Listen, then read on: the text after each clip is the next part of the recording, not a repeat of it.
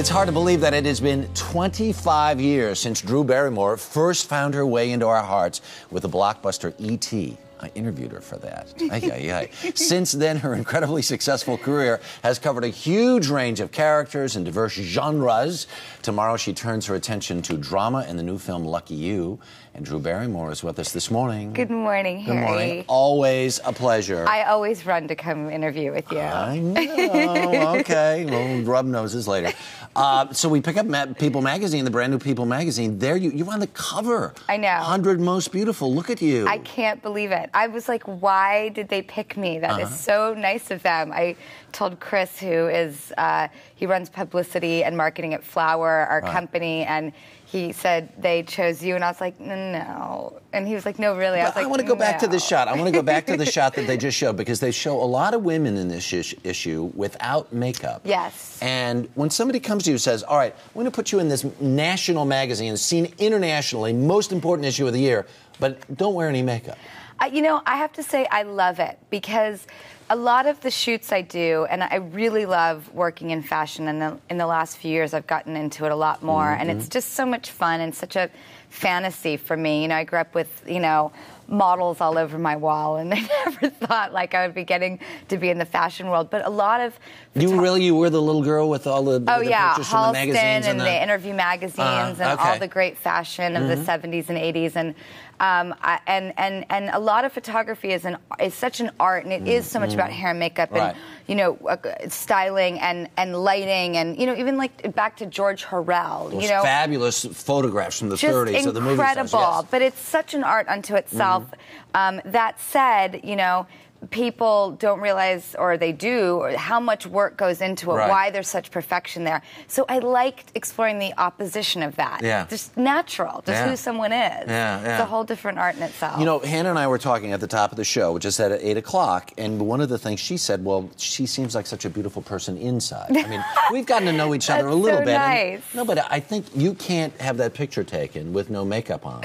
Unless there's something real inside of you that's going to shine through. Thank you. Well, I just started working with CoverGirl. We just signed this great contract, and we're going to do all these fun things together. And one of the reasons I wanted to work with them was because they are so much about sort of exuding the happiness and the inner beauty out. I just think, you know, what is the shell? I think it's the heart that says more about someone's face than anything. Because beauty, you know, is it only skin deep? I don't think so. Well, let's talk about the movie. You're in this brand new movie with Eric Bana. Yes. And you play the girl from Bakersfield who just rolls off the turnip truck into Las Vegas. It's true. And falls for the bad poker player. Let's take a look at this. Yep.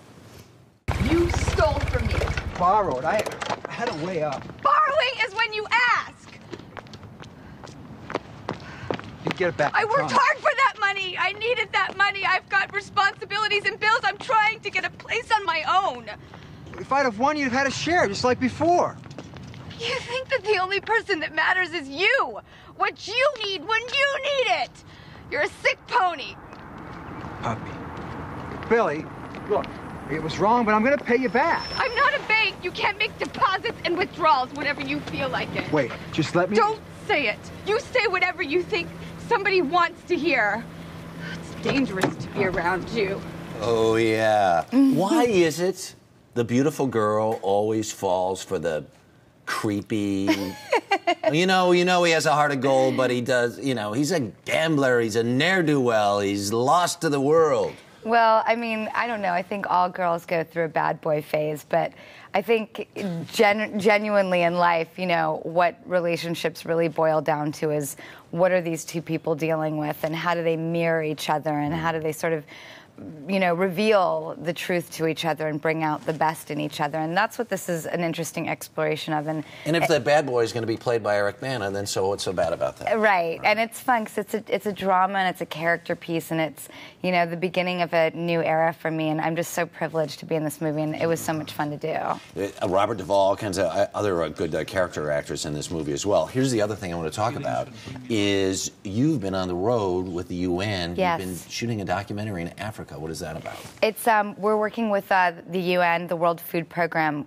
It's school feeding programs. I read an article a couple years ago, and my heart just grasped the fact that children want so badly to educate themselves, and that they need food in order to not only survive but have the concentration. And so I started traveling through Africa. I've gone a couple years in a row now, and we shoot footage every time we go, and it's the most educational, humbling, and wonderful thing. And I find that I like to learn through the forum of film. Right. So this way I can go learn places you can't go otherwise. and then share it with people. And it's just been the most, important educational experience for me. Nice to see you, pal. It's always nice to see you, Harry. It's a lot of love here. It's a lot of love here. Always. All right, pal. Thanks so much. Thank you. Mwah.